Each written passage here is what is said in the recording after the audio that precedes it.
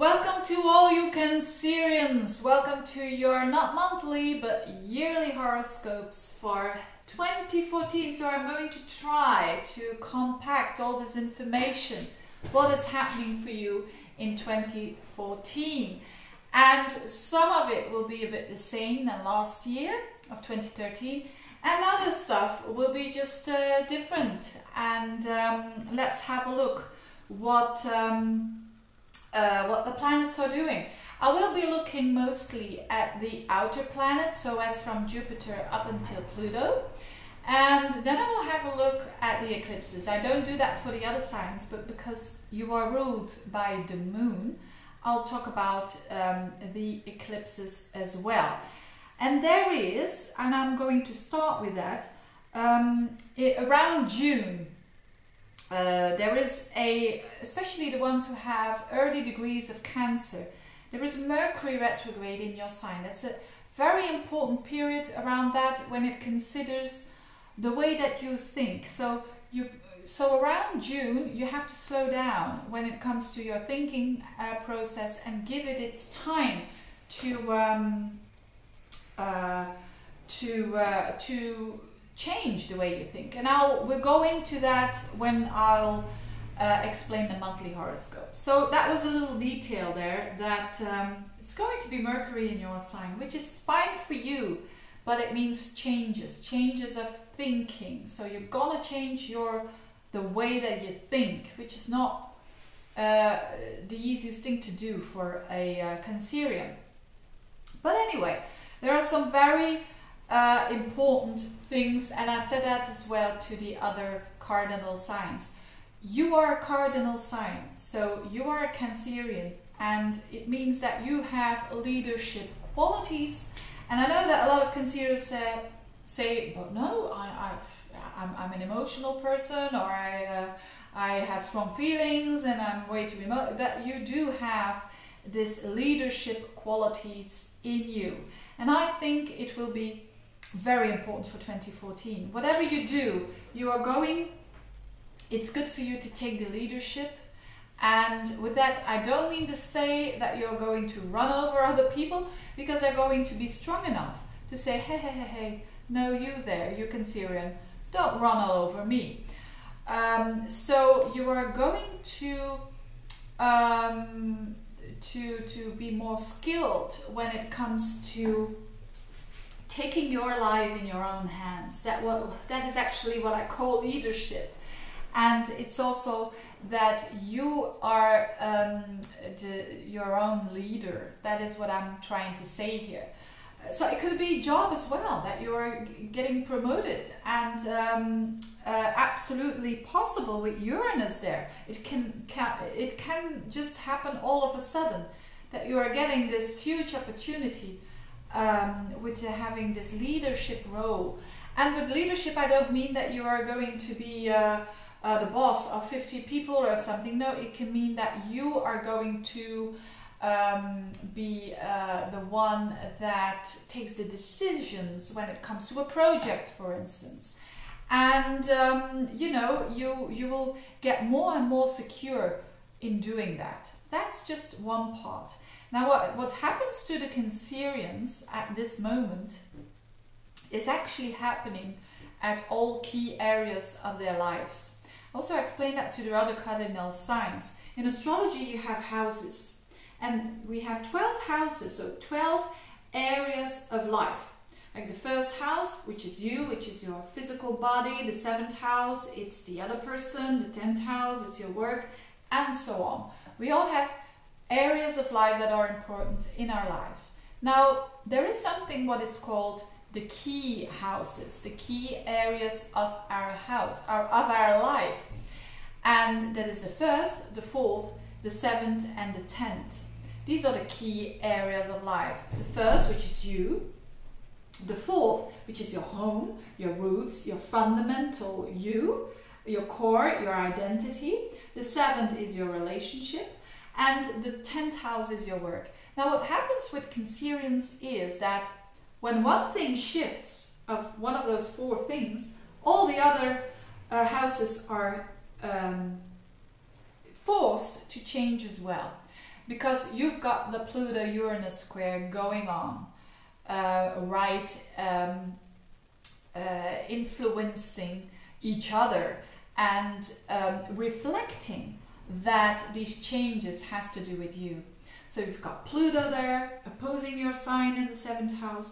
You've got Uranus who wants the changes when it comes to work, and you've got Mars in the 4th house, which is important during the first part of the year, let's say from January up to July. So I'm going to talk about that more in a bit of detail. So what does it mean? It means that when you shift one thing, other things have to be looked at as well. So it means a crucial year for the Cancerian, and especially those who have planets between 8 up until 15, 16 degrees of Cancer. Those people, whether it is an ascendant, a sun sign, even a Venus or a Mars, those people having the biggest changes. Now, if you are born, if you're not good with those degrees, it are the people who are born around the 30th of June, but especially the ones from the 1st up until, let's say, the 6th, 7th of July. These people are going to have major shifts in 2014. And what kind of shifts? Well, the key areas of life that I just mentioned. So it's a very important period for the Cancerians, and very not boring. It's not going to be the most boring years, but it's going to be a year where you can take, as I said, your own leadership. You can take your own power or regain your power maybe in some situations, but it is really an opportunity to become more true to yourself. If you aren't that already, I mean, it's always good to even become it more, and to become more who you are. And this is all what Cancerians is all about. And for some of you, you will encounter this through your relationship, through your closest relationship.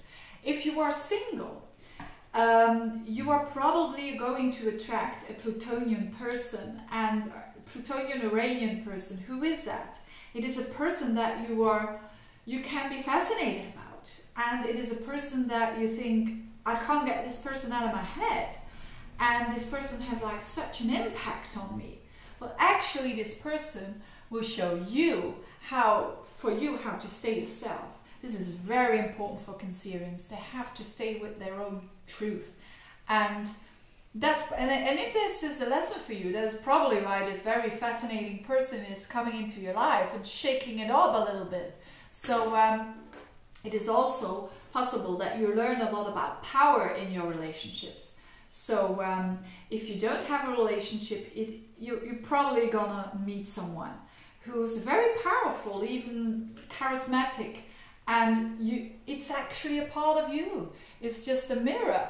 And if you understand that, it's a good thing. If you don't understand that, if you're only thinking they are better and they are strong, then you're going to have the problem of feeling overwhelmed and maybe obsessed a little bit by this relationship. You know, Cancerians, they tend to cling to things, you know, the things that they love. And I think it's understandable. I mean, I'm not a Cancerian, but I understand that. You know, if you love something or someone, it's normal that you just don't want them to change.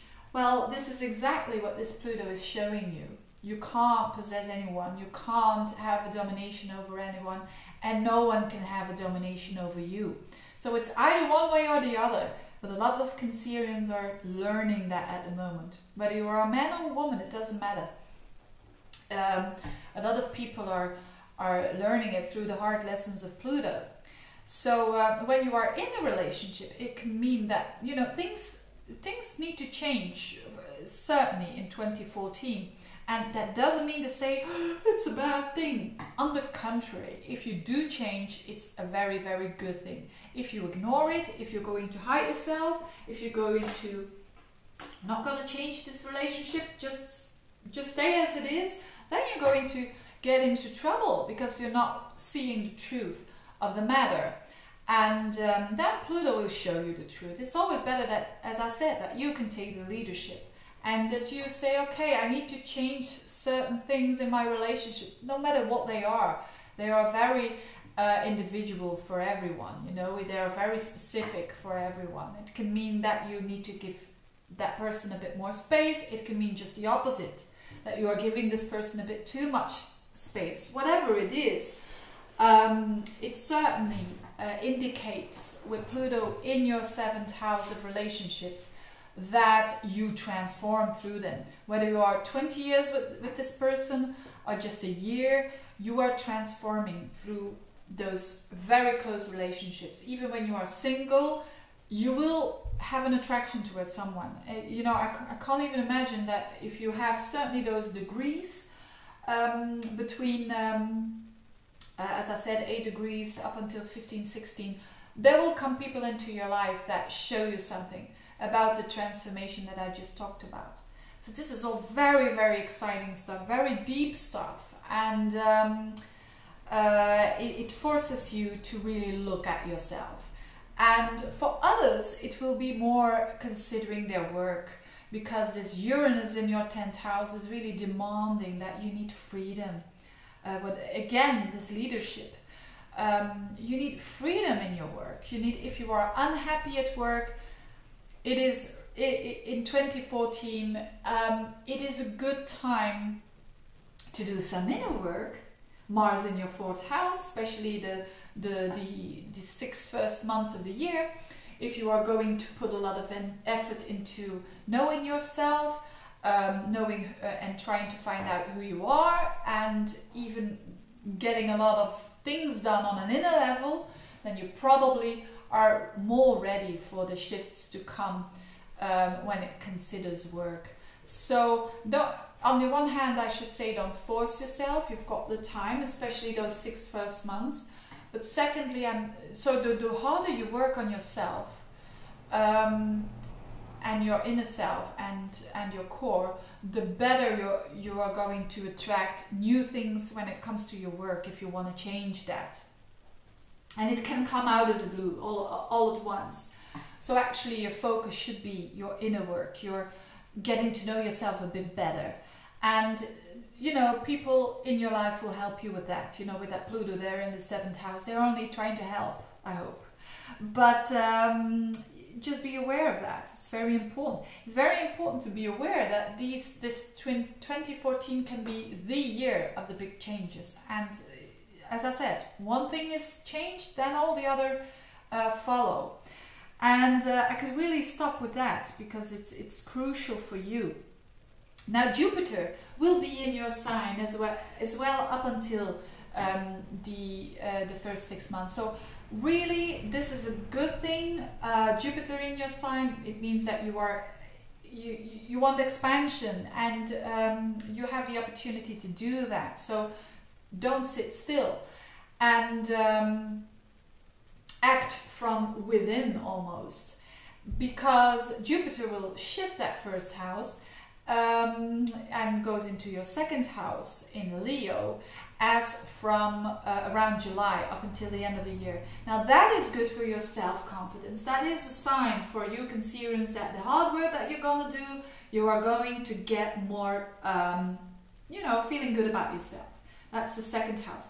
For some people it could mean a bit more money coming in, because it's also a financial house, which a lot of people, if they have more money, they're feeling better. But not all people feel better when they are earning more money, but it can add to your self-worth. So normally I think Cancerians will become more secure, and that's very important, because what a Cancerian wants is emotional security. They need that. They need emotional stability. And with so many things going on at the moment, it can be a bit of a, it's not always easy to have this stability. So this Jupiter will help you with that during the 2nd part of the year. Now, what else? There is Neptune as well. Neptune is in your 9th house. So I think Neptune is a planet of spirituality, the planet of oneness, the planet of the soul, the planet of the spirits or spirituality, planet of confusion in a negative thing, but it's trining with you as a water sign. So I think you're only seeing the positive things of it, and that is really, really good. Because Neptune can be a very difficult planet, but I think not for you. It's in your 9th house, so for a lot of you Cancerians, getting more spiritual, maybe through traveling, you're getting more spiritual, you are opening up more, you have more trust in life, and well, you're seeing also that things have their meaning, and you have this understanding concept of the bigger picture, and this is really good for you. This is there for you for a whole year. Then Uranus I already talked about, so the only planet that I still need to talk about is Saturn. It's also trining your sign. Saturn is in Scorpio, another fellow water sign, and it's restructuring your 5th house, so you're structuring how you want to be creative. You're getting practical with your creative endeavors. So for a lot of Cancerians, the inspiration, they can turn it into manifestation, which is really nice for you. And then the eclipses. So the eclipses is when the nodes, the North Node and the South Nodes are involved. And there are a few eclipses in April, and in October. In April, there will be an eclipse in Libra, and there will be an eclipse in Taurus. So that will have to do for you, again, with that 4th house. So around April, March, April is a very important time. So you can accomplish a lot by digging very deeply into yourself around that time. And then there is an eclipse in the house that has to do with your friends and aspirations. So it can mean that when you dig very deep, there are new aspirations coming up for the future, which is positive. And then in October, there are eclipses in Aries and in Scorpio. So for you, as a Cancerian, Aries is that 10th house, so things can happen there, can culminate around October when it comes to work. So what I talked about, you know, those shifts and all of that, it can culminate there. And in Scorpio, the solar eclipse at 0 degrees of Scorpio has to do with your creative endeavors. So something can really start very fresh and new there. Something that's ending and something that's starting all over again, or not all over again, starting new. But I will get into that more with the monthly horoscopes.